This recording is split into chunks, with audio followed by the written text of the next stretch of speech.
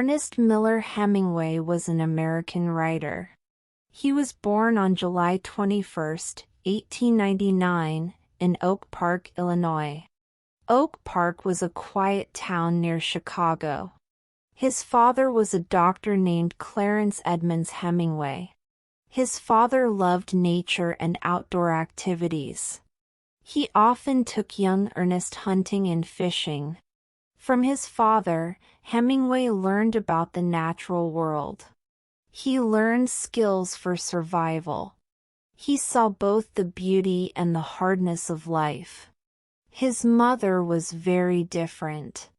Her name was Grace Hall Hemingway.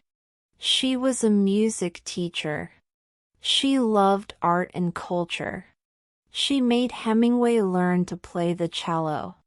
She wanted him to appreciate music and art. So, Hemingway grew up with two strong influences. From his father, he learned to be tough and to love adventure. From his mother, he learned to appreciate beauty. These two sides stayed with him all his life. They also showed up in his writing later on. As a boy, Hemingway was very active.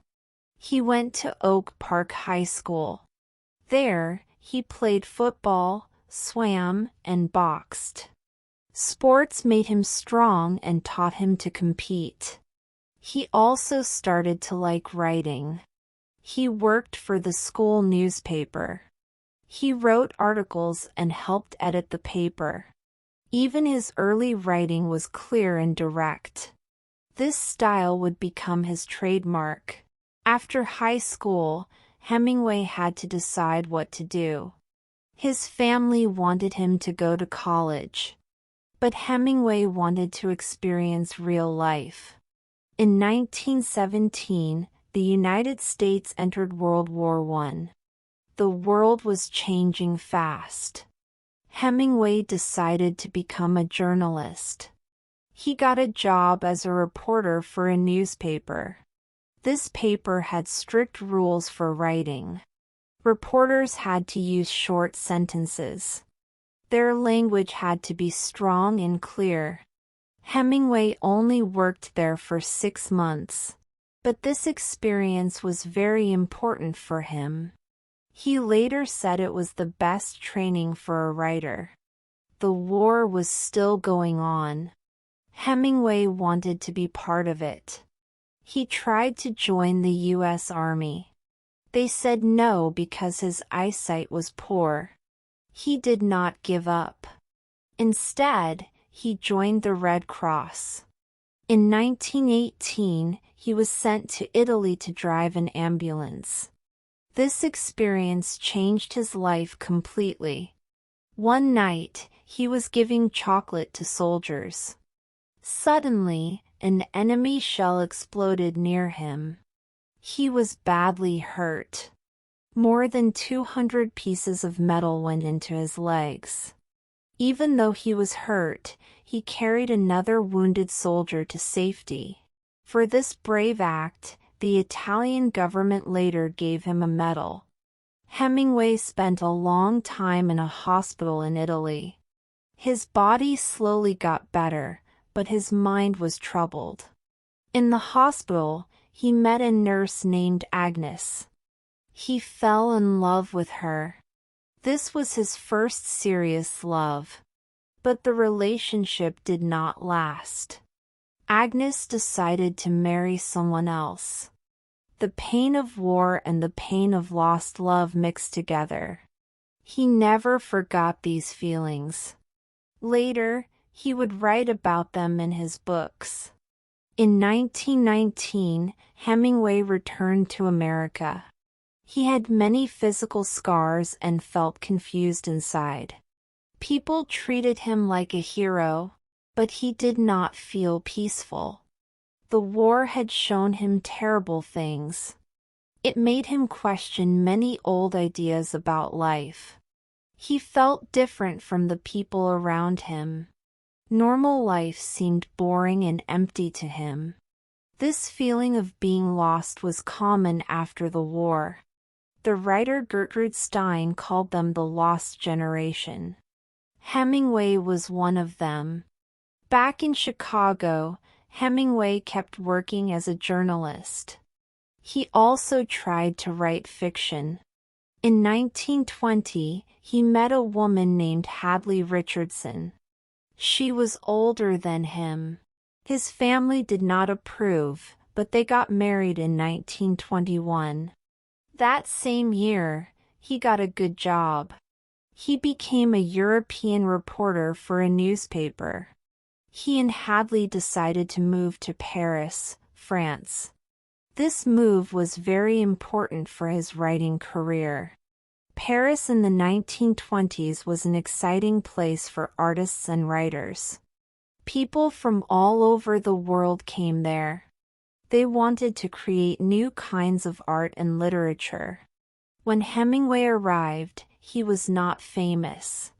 But he quickly met important people. He became friends with other writers. They helped and advised him. They showed him how to make his writing better. Life in Paris was not easy at first.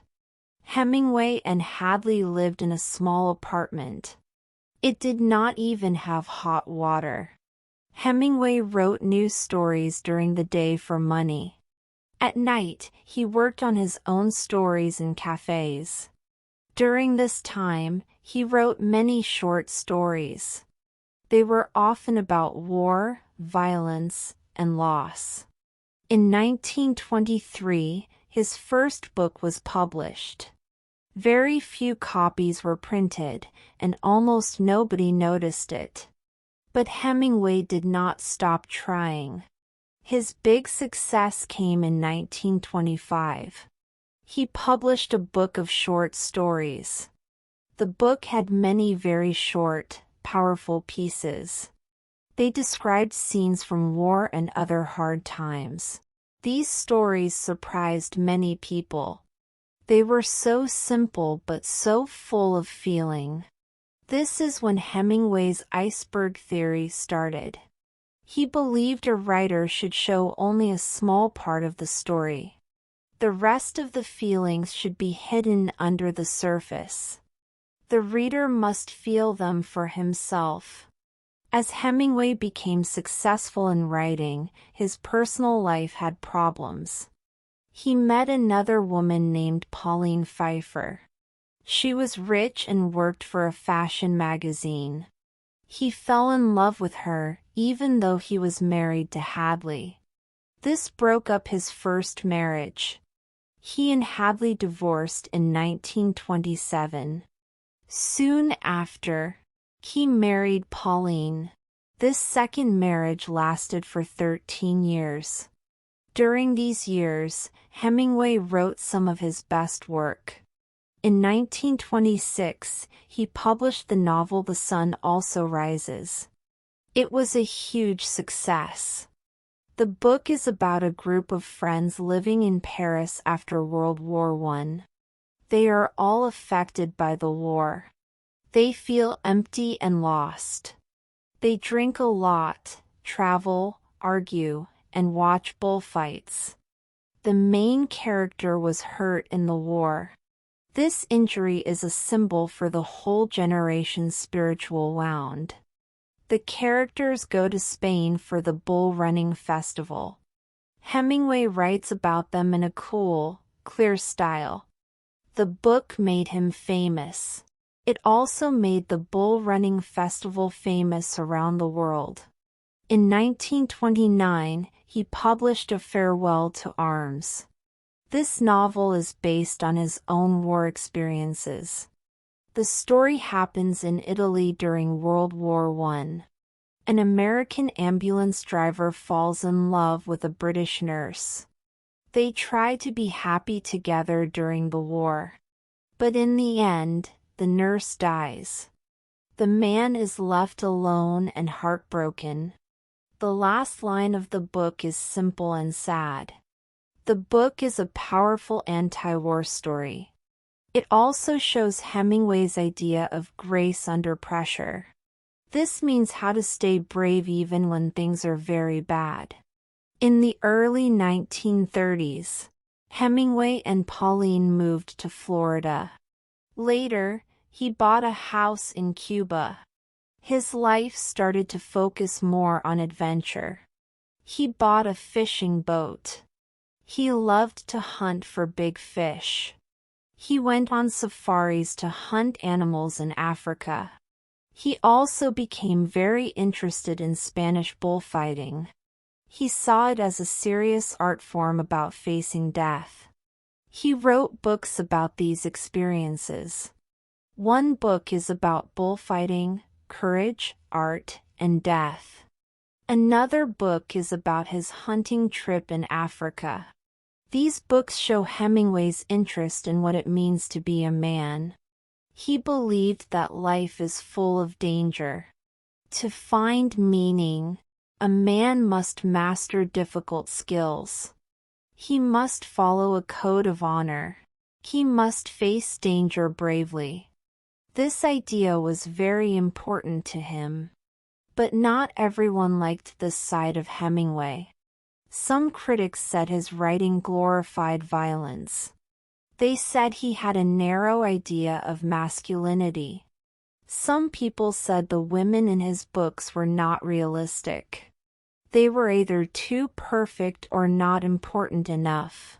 Hemingway usually ignored these criticisms. He kept writing what he wanted to write. In 1936, a civil war started in Spain. Hemingway was against the fascist leader. He went to Spain many times as a reporter. He wrote articles against the fascists. He even helped make a movie to support the other side. This experience led to his next big novel. In 1940, he published For Whom the Bell Tolls. It is his longest and most complicated novel. The story happens in the mountains of Spain during the Civil War. An American teacher is sent to blow up a bridge. During the mission, he falls in love with a Spanish girl. He also becomes friends with Spanish fighters. The book talks about difficult choices in war, sacrifice, and love. The title comes from a famous saying. It means that all people are connected. When one person dies, everyone is affected.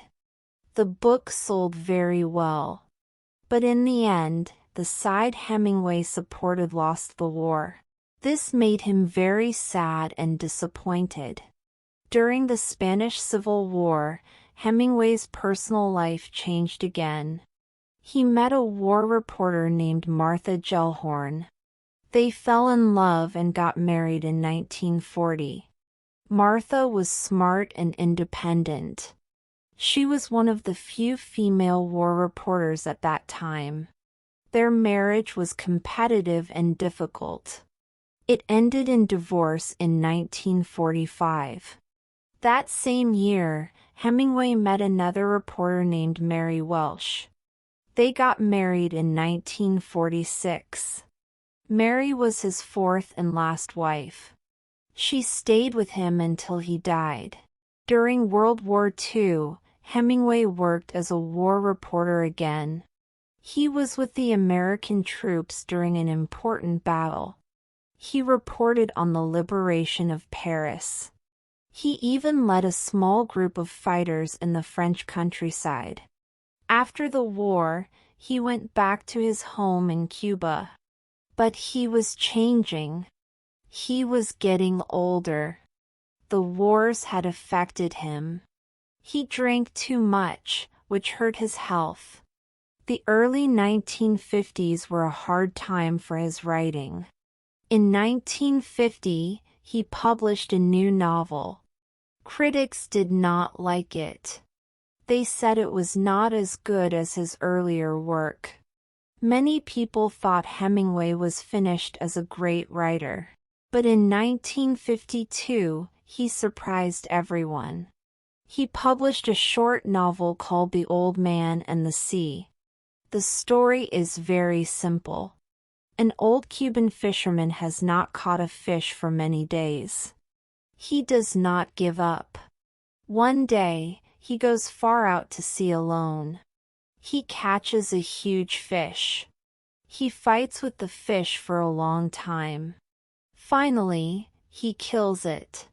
But on the way home, sharks attack. They eat the whole fish. When the old man gets back to port, only the skeleton is left. He is tired and has lost his fish, but he is not defeated in spirit. The most famous line from the book is, "A man can be destroyed but not defeated." Everyone loved this book. It won an important prize in 1953. In 1954, it helped him win the Nobel Prize in Literature. This was the highest honor of his career.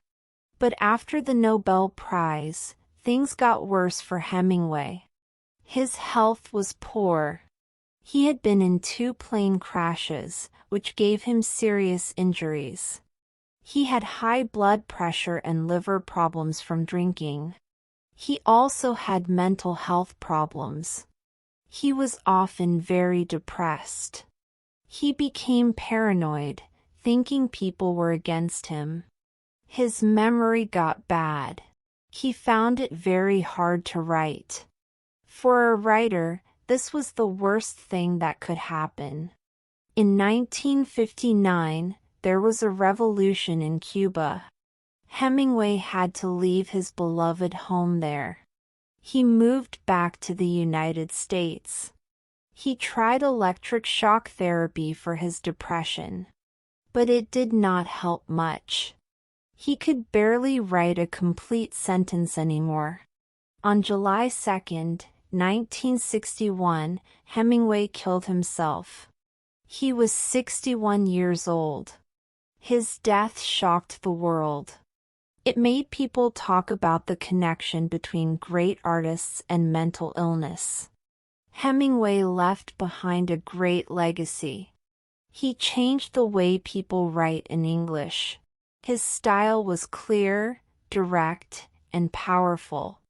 He created memorable characters. These characters face danger and death with courage. His iceberg theory of writing is still taught today. His idea of grace under pressure is famous. But Hemingway was also a complicated person. His focus on violence and manliness is criticized by many today. His personal life was messy. He was married 4 times. He had a reputation for drinking and fighting. Sometimes there was a gap between the heroes in his books and his own troubled life. Today, people still read and study Hemingway's books. They are important not just for their style. They ask big questions about life. How do we live in a world that can be cruel? How do we stay brave when we fail? How do we find honor in our actions? Hemingway did not give easy answers. But his life and work offer a powerful way to think about these questions. He remains one of the most famous American writers of the 20th century.